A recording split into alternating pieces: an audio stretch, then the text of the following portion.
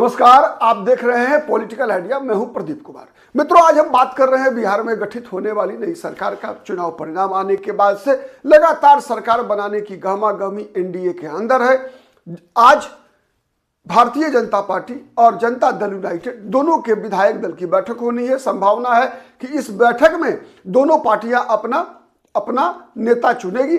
उसके बाद एनडीए विधायक दल की बैठक बुलाई जाएगी, जिसमें पांचों घटक के विधायक शामिल होंगे और फिर एक नया नेता चुना जाएगा। मतलब क्या सवाल ये उठ रहा है, कई ऐसे लोग हैं जो सवाल उठा रहे हैं कि अंतिम क्षण में इस बार कोई खेला होगा। क्योंकि एक राजनीतिक विश्लेषक के नाते मेरा भी यह काम है कि हम हर उस संभावनाओं की तलाश करें जो घटित हो सकती है। कई दर्शक हमारे, जब मैंने कल 2 वीडियो बनाया, एक में कि उप मुख्यमंत्री बदला जाना तय है, विजय सिन्हा के बदले कौन कौन हो सकते हैं दूसरा उप मुख्यमंत्री। दूसरा में मैंने रात्रि में हमारे पास कुछ सूचनाएं आई कि कोई अति पिछड़ा समाज का व्यक्ति के उप मुख्यमंत्री बनने की संभावना है। तो कई दर्शकों ने कहा कि आपने शाम में बताया कि कोई अति पिछड़ा डॉक्टर प्रेम कुमार भी हो सकते हैं, शाम में बता रहे हैं कि नहीं सनत मल्ला होगा। तो मैंने कहा कि मैं कोई पार्टी का प्रवक्ता हूं क्या कि पार्टी का ऑफिशियल बातें ही बताऊंगा।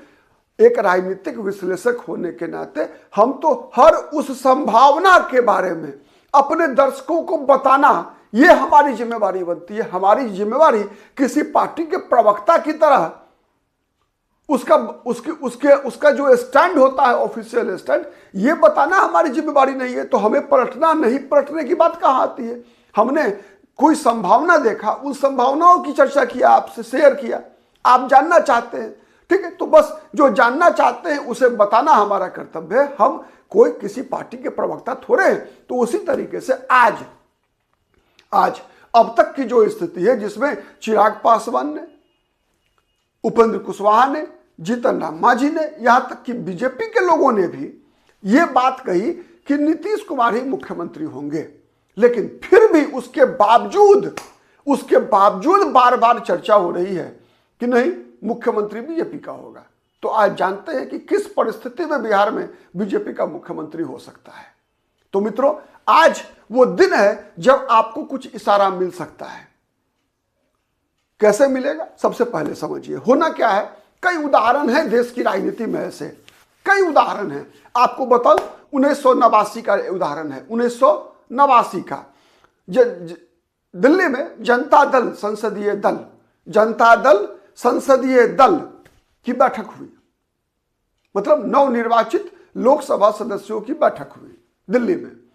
और उस बैठक में 3 उम्मीदवार थे,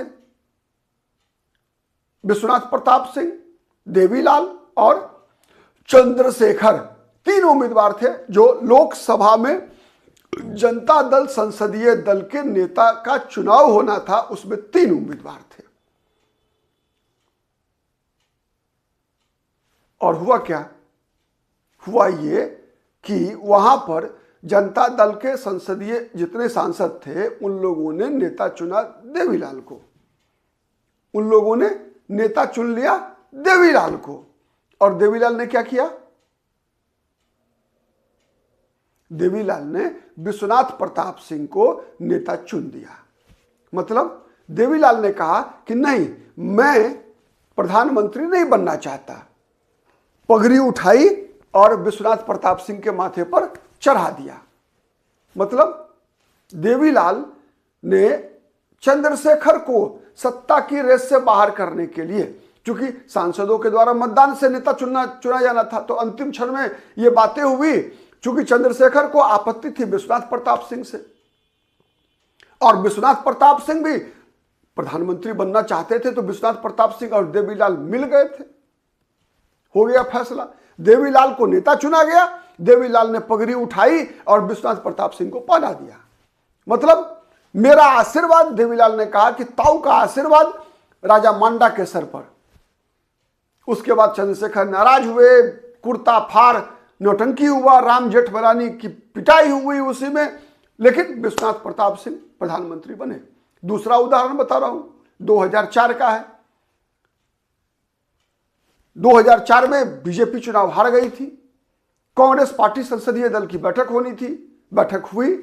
बैठक में लोगों ने सोनिया गांधी को, कांग्रेस के जितने सांसद जीतकर आए थे सभी लोगों ने सोनिया गांधी को एक मत से सर्वानुमति से सोनिया गांधी को संसदीय दल का नेता चुन लिया।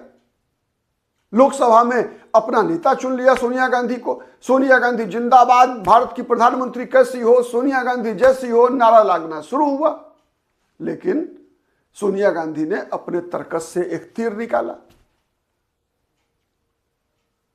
सोनिया गांधी ने ऐसा क्यों खेल किया था? उसके भी कारण थे। कांग्रेस में अगर चुनाव की नौबत आती तो मनमोहन सिंह को कौन वोट देता 2004 में? कई लोग दावेदार थे, प्रणब मुखर्जी बड़े दावेदार थे। तो प्रणब मुखर्जी अगर प्रधानमंत्री बन जाते तो फिर प्रधानमंत्री सीजन्ड पॉलिटिशियन थे, तो फिर क्या होता? तो वही होता जो नहीं होना था। मतलब प्रणब मुखर्जी अगर बन जाते प्रधानमंत्री तो जो स्थिति नरसिम्हा राव ने किया था गांधी परिवार का, उससे भी बुरी स्थिति प्रणब मुखर्जी करते। चूंकि प्रणब मुखर्जी और नरसिंह राव में अगर मतलब जिसे हम कहते हैं ना कि कूटनीतिज्ञ के मामले में अगर देखेंगे, तुलना करेंगे तो डिप्लोमेसी और कूटनीति के लिए नरसिम्हा राव पर भी भारी पड़ने वाले थे प्रणब मुखर्जी। और प्रणब मुखर्जी इतने सातिर राजनेता, मैं नकारात्मक सेंस में नहीं कह रहा हूं, कोई अन्यथा नहीं ले, थे कि प्रणब मुखर्जी इंदिरा गांधी के सही मतलब जब निधन हुआ दुखद, उसके बाद भी प्रधानमंत्री पद के उम्मीदवार थे। वो लोग मान के चल रहे थे कि प्रणब मुखर्जी ही अब भारत के प्रधानमंत्री बनेंगे, लेकिन राजीव गांधी को ले आया गया। खैर वो एक अलग कहानी है। तो मैंने कहा कि जैसे देवीलाल ने जैसे विश्वनाथ प्रताप सिंह की ताजपोशी की थी, जैसे सोनिया गांधी ने अपनी ताज मनमोहन सिंह के माथे पर चढ़ा दी थी, वैसे ही बिहार में कोई भी नया मुख्यमंत्री बनेगा तो उसकी ताजपोशी नीतीश कुमार के द्वारा ही होगी। वैसे ही जैसे नीतीश कुमार ने 2014 के लोकसभा चुनाव में पराजय के बाद जीतन राम मांझी की ताजपोशी की थी। कहा दिया था कि जीतन राम मांझी मुख्यमंत्री होंगे, तो जीतन राम मांझी मुख्यमंत्री बन गए थे। उस बार चर्चा कई नामों की चल रही थी, आपको याद होगा, लेकिन जिसे चाहा नीतीश कुमार ने उसे मुख्यमंत्री बनाया, जीतन राम मांझी को मुख्यमंत्री बनाया। तो वैसे ही इस बार भी यदि जो चर्चाएं चल रही है कि बीजेपी का मुख्यमंत्री होगा, आपको याद है होगा 2020 में भी जब भारतीय जनता पार्टी नीतीश कुमार की पार्टी जदयू से बड़ी पार्टी बनकर उभरी थी, तो नीतीश कुमार ने कहा था फोन करके अमित शाह को, नरेंद्र मोदी को, कि बीजेपी अपना मुख्यमंत्री बिहार में बनाए, लेकिन बीजेपी तैयार नहीं हुई थी। बीजेपी ने कहा था कि नहीं, आप ही मुख्यमंत्री होंगे, क्योंकि हमने मतदाताओं से यह वादा किया है कि हमारे मुख्यमंत्री पद के उम्मीदवार नीतीश कुमार हैं और चुनाव जीतने पर नीतीश कुमार ही मुख्यमंत्री होंगे। और इसकी पहली बार घोषणा किसने किया था? अटल बिहारी वाजपेयी ने। अटल बिहारी वाजपेयी 2005 के फरवरी के चुनाव के दौरान जब भागलपुर में रैली कर रहे थे, उसी रैली में पहली बार अटल बिहारी वाजपेयी ने नीतीश कुमार का नाम लिया था। तब जब बीजेपी को लगा था कि किसी एक चेहरे के घोषित किए बगैर बिहार की राजनीति में हम अपना लालू प्रसाद यादव के परिवार के तिलिस्म को तोड़ नहीं सकते, क्योंकि उस बार जो चुनाव था 2005 फरवरी का, उसमें आरजेडी और कांग्रेस लड़ रही थी राबड़ी देवी को फिर से मुख्यमंत्री बनाने के लिए। रामविलास पासवान चुनाव लड़ रहे थे जिसमें उनको 29 सीटें आई थी किसी मुसलमान को मुख्यमंत्री बनाने के लिए। शुरुआत में एनडीए का कोई मुख्यमंत्री पद का उम्मीदवार नहीं था। तो मध्य चुनाव में, बीच चुनाव में कहा जाता है कि अरुण जेटली की सलाह पर अटल बिहारी वाजपेयी ने नीतीश कुमार का नाम का घोषणा किया था। तो इस बार क्या नीतीश कुमार बीजेपी के मुख्यमंत्री के नाम की घोषणा करेंगे? यह एक बड़ा सवाल है। तो आज इस बड़ा सवाल का जवाब दो बातों पर निर्भर करता है। सबसे पहली बात जो निर्भर करता है कि क्या नीतीश कुमार को भरोसा है कि उनके जीवित रहते ही अगर बीजेपी का मुख्यमंत्री होगा तो उनकी पार्टी सुरक्षित रहेगी? यह सबसे बड़ा सवाल है। नीतीश कुमार के समक्ष जो सवाल है कि क्या नीतीश कुमार की पार्टी सुरक्षित रहेगी? क्या बीजेपी उसको पार्टी को तोड़ने का प्रयास नहीं करेगी? यदि बीजेपी का बिहार में मुख्यमंत्री बन गया तो निश्चित है कि सत्ता का समीकरण बदलता है। वैसे ही जैसे जीतन राम मांझी, याद कीजिए, जीतन राम मांझी लगभग 10 महीना बिहार के मुख्यमंत्री रहे। पहला 6 महीना नीतीश कुमार के शरण में बैठकर संरक्षण में सरकार चलाई। उसके बाद जीतन राम मांझी को लगा कि नहीं, अब अपना व्यक्तित्व तो मुख्यमंत्री के रूप में दिखाना है, तो फिर नीतीश कुमार से दूरी बनी और अंतोगत्वा नीतीश कुमार ने लालू यादव की सहायता से जीतन राम मांझी को सरकार को गिराया। फिर नीतीश कुमार मुख्यमंत्री बने। तो क्या इस बार वैसी स्थिति नीतीश कुमार के पास मौजूद है? तो नहीं है, नहीं है। नीतीश कुमार इस बार नीतीश कुमार प्लस आरजेडी सरकार नहीं बन सकती। यह सबसे बड़ा खतरा है। सबसे बड़ा खतरा क्या है? नीतीश कुमार प्लस आरजेडी अगर सरकार बनने की स्थिति होती तो नीतीश कुमार यह रिस्क लेते कि अपने इशारों पर सरकार चलाते, नाम का मुख्यमंत्री होता बीजेपी का, लेकिन काम वही होता जो नीतीश कुमार चाहते। ऐसी स्थिति मौजूद नहीं है। अगर जदयू और आरजेडी मतलब पलटने वाली स्थिति नीतीश कुमार की अगर होती तब नीतीश कुमार बीजेपी पर दबाव बना के रख सकते थे। नहीं तो क्या होना है? अगर बीजेपी का मुख्यमंत्री बन गया और बिहार में मजबूत मुख्यमंत्री बना तो सबसे पहला काम क्या होगा? कांग्रेस के 6 विधायक हैं, 6 विधायकों में 4 को तोड़ा जा सकता है। आपको पता है बिहार की राजनीति कैसी है। जब एआईएमआईएम के 5 विधायकों में से 4 को पिछली बार तेजस्वी यादव ने तोड़ लिया तो क्या बीजेपी कमजोर पड़ेगी क्या ऑपरेशन लोटस चलाने में? नहीं, कांग्रेस के 6 विधायक चुनाव जीत कर आए हैं। 2 सीमांचल से हैं, अररिया और किशनगंज से। मान लेते हैं कि वो 2 नहीं आएंगे बीजेपी के साथ, लेकिन अन्य 4 जो हैं, सुरेंद्र कुशवाहा, अभिषेक रंजन, ये सब पहली बार विधायक बने हैं भाई। ये सब लोग पहली बार विधानसभा पहुंचे हैं चुनाव जीतकर। और इन सब के क्या कोई खांटी कांग्रेसी है क्या? नहीं। ये 4 कभी भी चाहे बीजेपी ज्यादा ताकत दिखाए तो बीजेपी, नीतीश को मौका मिला, नीतीश कुमार भी तोड़ लेंगे उनको। याद नोट करके रखिए, 6 महीने के अंदर कुछ भी हो सकता है ना। तो 4 प्लस कर गई। सबसे पहले बसपा के एक उम्मीदवार है, अभी नहीं आएंगे पार्टी में। हो सकता है जिसकी सरकार बनेगी कोई मंत्री बना दे। कई और विधायक हैं। आरजेडी टूट सकती है। आरजेडी में कितने लोग हैं जो पुराने लोग चुनाव जीत कर आए? दर्जनों ऐसे विधायक जीत कर आए हैं जो चुनाव पहली बार जीते हैं। छोटी पार्टी जब छोटी हो जाती है उनको तोड़ना बहुत मुश्किल नहीं होता। तो ये काम बीजेपी भी कर सकती है, जदयू भी कर सकती है, कोई भी अपना आंकड़ा 100 पहुंचा सकती है। तो इसीलिए वर्तमान जो परिस्थिति है उसमें ऐसा कोई संकेत नहीं दिख रहा है जिससे कि नीतीश कुमार ये खतरा उठाएंगे कि बीजेपी का कोई मुख्यमंत्री बिहार में बनवा दे।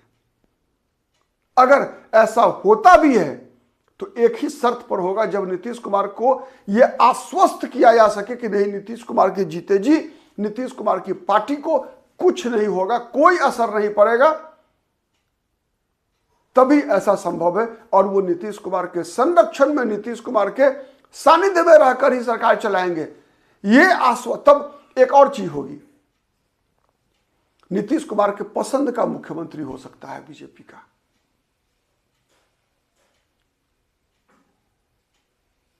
तो सवाल यह उठता है कि क्या बीजेपी नीतीश कुमार की पसंद का मुख्यमंत्री बनाना चाहेगी बिहार में? मुझे तो नहीं लगता। इसलिए कि नीतीश कुमार की पसंद का अगर मुख्यमंत्री बनाएगी अगर बीजेपी, तो फिर बीजेपी अपने पैरों पे तो खड़ी हो नहीं पाएगी।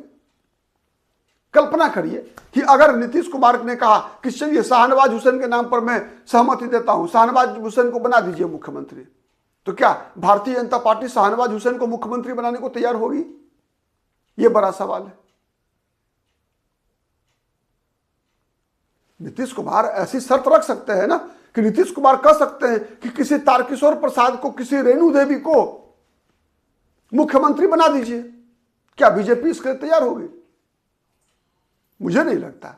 बीजेपी तो चाहेगी ना कि कोई योगी आदित्यनाथ जैसा, कोई शिवराज सिंह चौहान जैसा, कोई मोहन यादव जैसा, कोई भजन लाल शर्मा जैसा, कोई नायब सिंह सैनी जैसा, कोई देवेंद्र फडणवीस जैसा नेता बिहार से भी जन्म पैदा ले बीजेपी में। बीजेपी कभी नहीं चाहेगी कि कोई राम प्रकाश गुप्ता बिहार को मिल जाए। बीजेपी कभी नहीं चाहेगी कि कोई जिस तरह से मध्य प्रदेश की राजनीति एक जमाने में चला करती थी कि सुंदरलाल पटवा, कैलाश जोशी और वीरेंद्र कुमार सखलेचा के बीच झूलती रहे बीजेपी की राजनीति। अब आज की बीजेपी तो वो है नहीं।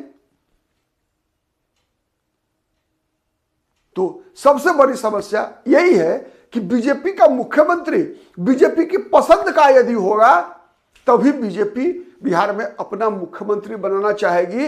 अन्यथा नीतीश कुमार के नाम पर ही, नीतीश कुमार को मुख्यमंत्री बनाकर ही आगे की राजनीति करेगी। वहीं नीतीश कुमार भी एक ही शर्त पर बीजेपी का मुख्यमंत्री स्वीकार कर सकते हैं कि बीजेपी का मुख्यमंत्री नीतीश कुमार की पसंद का हो, और नीतीश कुमार का पसंद जब कभी भी होगा तो वो शाहनवाज हुसैन या तारकिशोर प्रसाद जैसा ही होगा।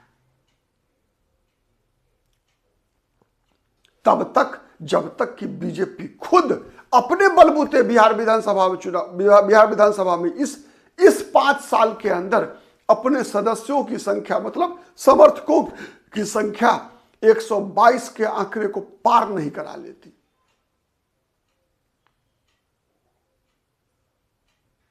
आज के लिए इतना ही। बहुत बहुत धन्यवाद। नमस्कार।